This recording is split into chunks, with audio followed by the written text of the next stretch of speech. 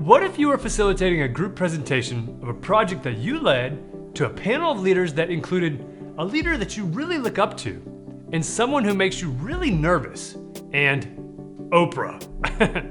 What do you do? In this video, we're going to talk about what you do when you're called to facilitate for a group of folks you feel have more authority. And there are two things to remember when facilitating those with authority. First, to shift your subject-object orientation, and we'll talk about what that is, and that's so you can manage yourself. And second is to use the right tactics so you can facilitate them. We're going to share a lot of tools in this video, but it's obviously not a full facilitation training. If you want to get facilitation training, simply email us at hello@sidekickinnovation.com. So, if you've been asked to do this, kudos to you because it's a testament to the faith they have in you. If you've been asked, or if you're expected to facilitate, then here's the thing. It's your own anxiety, fear, and stress you need to overcome, not theirs. One of the best things you can do is to accept that you may feel anxiety, and that is okay. But I'm sure you're looking for a tool, so here's what you can do. One of the most powerful things you can do as a facilitator for your groups is to help them stop seeing themselves as subject to something, to seeing whatever it is as simply an object that they get to work with. And the same is true for you in this instance.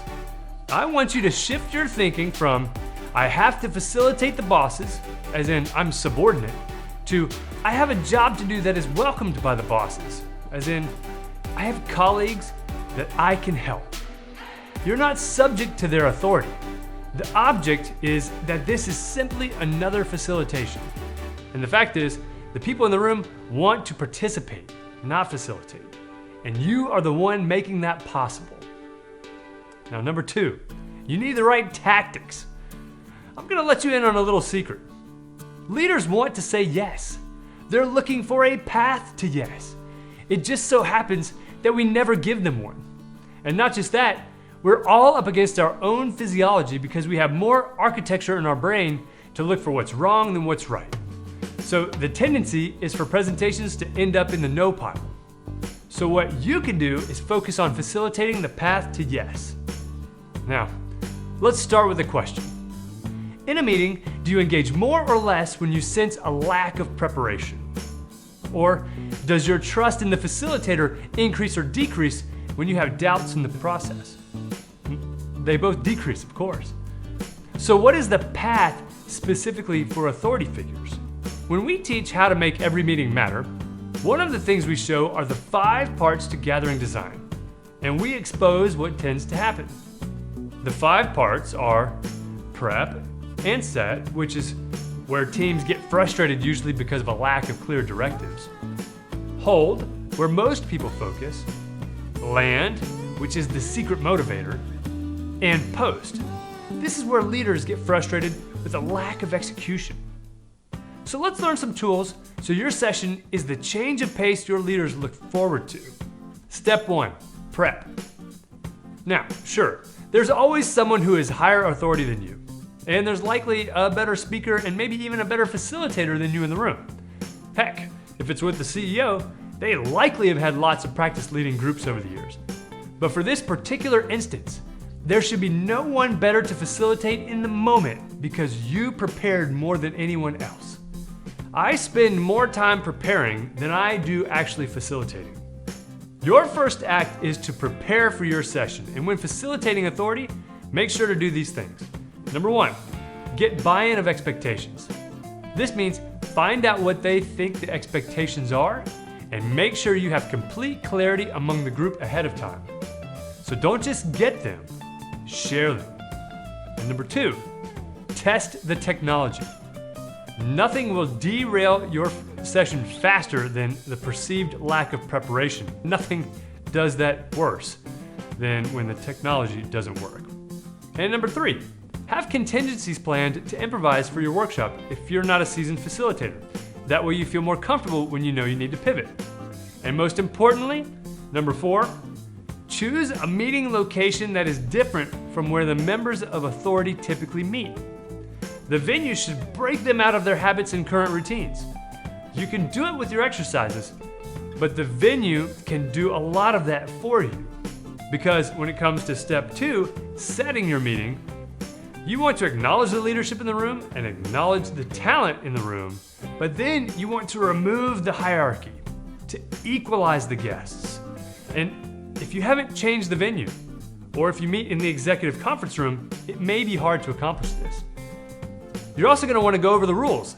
Even if you've done this with them before, or if they were told it beforehand, it's easier to check members of authority when the ground rules have been clearly stated to everyone at the beginning of the meeting.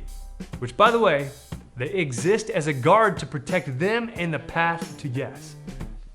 And when it comes to step 3, holding, if you've set the meeting right by creating a sense of openness and safety for all the members to relate and work together, then it's your job to protect it, to step in if needed to address issues in the room, including with members of authority.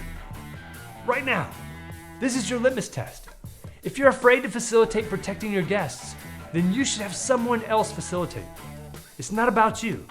You're there to protect others. Someone is going to facilitate. It can be with or without your intent. It's important to stay committed to facilitating the session so people don't start to get frustrated or feel unprotected. It's your job to continually hold that space. In step 4, to land a session, manage the time. You lose trust, or more specifically, the ability to do this again in the future if you don't. However, if the executives override you to go longer, push back and reiterate that a decision can be made quickly. But if they still override you, just take it as a positive that they are engaged. And then for step 5, put on your project manager hat, because post is where things derail. The path to yes includes implementation, because every project is an investment in your ability to do other projects. Your executives may love your sessions, but still be totally frustrated with the lack of execution in post. And they may need your help implicitly or explicitly in managing implementation, even if they're project managers for that. Here's the tip. I recommend facilitators and leaders of teams track buy-in continuously, because the most important thing is execution. Track buy-in continuously throughout the experiment, so when it comes to the final implementation, if someone says, "No, I'm not on board anymore," you have documentation along the way from each leader showing the path was paved to yes. So there are going to be questions as to why that leader is not on board anymore. And there you have it. Several tools for facilitating members of authority. You can facilitate well by focusing on delivering the path to yes. And now that you know this, go win the day, y'all. Sincerely, your #1 sidekick. Oh, and if you get something out of this, hit the like button. And if you want to see more videos like this, hit subscribe. And we'll see you in the next video.